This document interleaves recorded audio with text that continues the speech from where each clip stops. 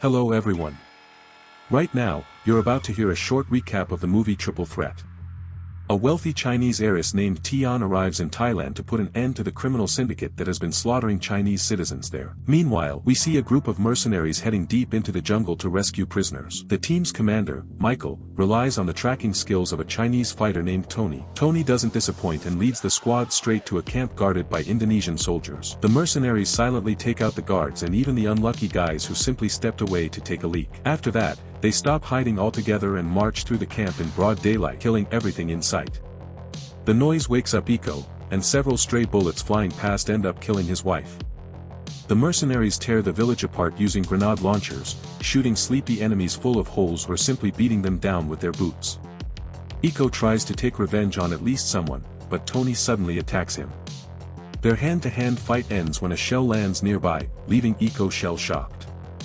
At the same time, the mercenaries brutally wipe out the guards at headquarters, leaving only the top leaders alive. After a short conversation, only one white guy is still breathing. The boss kills everyone without discrimination. Eventually, Michael discovers a cage holding the prisoners. But he only cares about one of them, international terrorist Scott Adkins. A filthy, long-haired man climbs out of the pit. Without hesitation, he wraps a chain around his jailer's neck and strangles him with obvious pleasure. The villains plan to burn down the entire village along with the remaining prisoners. They don't need any witnesses. Every hut is blown to pieces. However, due to a careless mistake, one witness survives. When Iko regains consciousness, he buries his wife and all his fallen comrades. A woman named Xiao Feng was the one who arranged for the psycho's release. With his help, she plans to eliminate the wealthy Tian.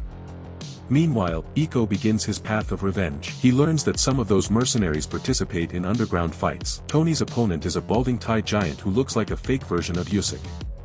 The big guy isn't very agile, but he barely seems to feel Tony's punches. He throws him around the ring while constantly growling.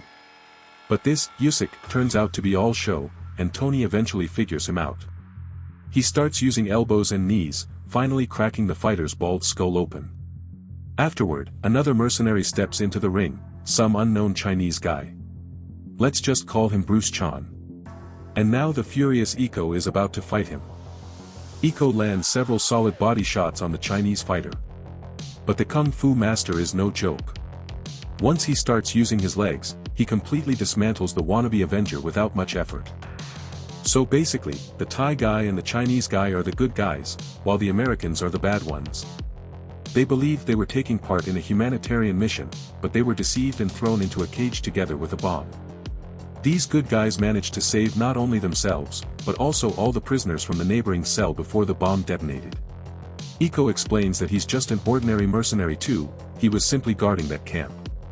These two also want revenge, so the Asian fighters decide to join forces. Although, in reality, Iko has completely different plans. He gets these simpletons drunk, and the next morning he tips off the local police about them. Later, Iko informs Scott Adkins that the trackers are still alive and currently sitting in a police station. While sitting behind bars, Bruce Chan remembers how gangsters once brutally beat up his father. Maybe they should have just stayed in their communist China after all. Scott informs the team that their trackers are still alive. But right now they have more important business to handle. The billionaire heiress Tian arrives at a TV studio to proudly announce how she plans to spend her father's billions on charity. She also promises to destroy corruption and criminal syndicates. The mercenaries decide to attack Tian immediately after the interview ends. They stop right in front of the building, arm themselves, pull on masks, and open fire without any resistance at all. Bodyguards and innocent pedestrians are slaughtered. The only survivor is the tough agent Liang. She takes on the entire gang by herself so Tian can escape. Tian jumps into a tuk-tuk and begs the driver to take her to the police. Meanwhile, the bald psychopath hacks down 3 Thai cops who calmly accept their fate. At least Agent Liang actually knows how to use a gun. The mercenaries fail their mission. Now they at least need to eliminate the trackers who could identify them. Scott sees nothing wrong with wiping out an entire police station. Coincidentally, the billionaire heiress runs into that exact station and begs the cops for help. Completely unnoticed, the heavily armed gang circles the building and launches an assault. Thai cops are getting wiped out in batches. Tian assumes they're after her again, so she begs Bruce Chan to save her. Meanwhile, the police officers keep mindlessly charging forward only to get riddled with bullets. The trio tries to figure out how to escape the station. Then Mook blasts her way in with a grenade launcher to help them. But apparently the mercenaries have more important things to do, because they leave only one bespectacled mercenary behind to deal with both targets. Tony takes him on personally and starts beating him down in his usual style, using elbows and knees. The fight is brutal and difficult, but it ends when Iko suddenly appears. He shoots the guy in the back. Meanwhile, Mook completely forgets about the billionaire and the trackers and just wanders aimlessly through the station. Iko finds her, beats the hell out of her, steals her grenade launcher, and blows her to pieces. The Chinese fighters are just about to escape when they're stopped by the mercenary Joey. Now it's Bruce Chan's turn to cover his buddies. Tony escapes together with the rich girl. But the Asian fighters have one problem: they're just too small. Unable to defeat his opponent, Bruce Chan is forced to run away. In the end, only 3 mercenaries remain. After spotting the fugitives, the soldiers chase after them with guns drawn, but they still can't catch up. Scott gets rid of his weapon to avoid attracting attention. Suddenly, a police officer points a gun at him. The cop is about to arrest the criminal, but Iko quickly takes the officer down. Iko decides to gain the villain's trust. He claims he's been hunting those 2 trackers for a long time already, so why not join forces? Meanwhile, the trio steals a car to reach the embassy. The mercenaries decide to relax with some beer. A drunk Michael starts causing trouble and picks on little Iko. To prove his usefulness, Iko suggests ambushing the fugitives near the Chinese embassy. At that exact moment, the escapees get stuck in traffic and realize it could all be a trap. The mercenaries spot our heroes and immediately open fire. Scott cuts them off and somehow manages to jump onto the moving car. He smashes the windshield, causing the trio to crash.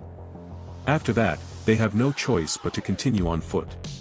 Along the way, they run into Iko, who keeps playing his strange and mysterious game. He tells the mercenaries where their targets ran off to. Michael believes this Indonesian guy is secretly manipulating them, so he doesn't trust him at all.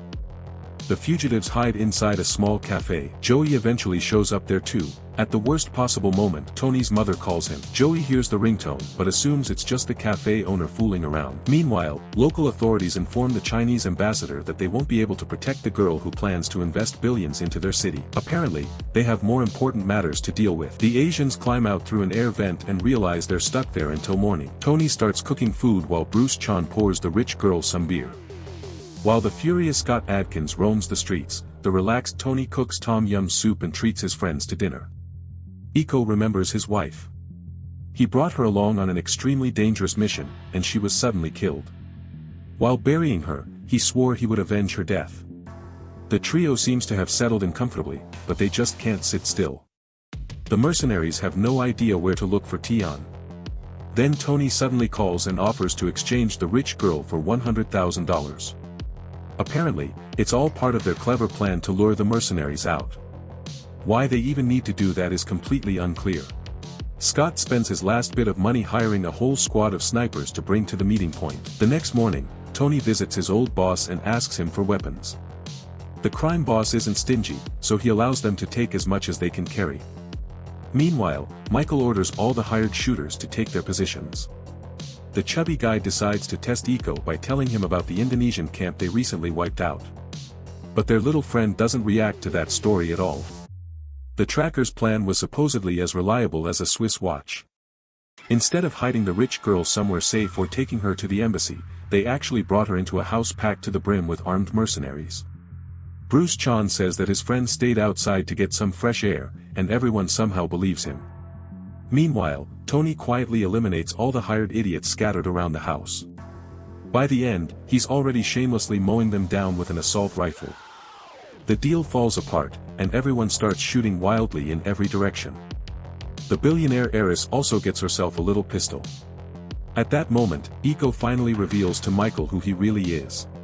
The Indonesian could have avenged his wife 100 times already, but instead he chooses to simply fight this giant brute head-on and immediately absorbs a ridiculous amount of damage. Everyone ends up with their own personal opponent. For example, the Chinese fighter gets paired against the American Joey. The little guy jumps around trying to dodge the knife. He punches Joey with everything he's got, but the big man barely even notices those tiny fists. In the end, though, one solid hit with a concrete block is enough to send the giant into a deep knockout. By that point, Michael has almost strangled the great schemer to death. The Chinese fighter arrives just in time to help him. The rescued Iko lands a flying double kick on Michael, sending him straight onto a metal spike. Afterward, Iko calls the ambassador in his dark basement hideout and tells him where the rich girl Tian is located.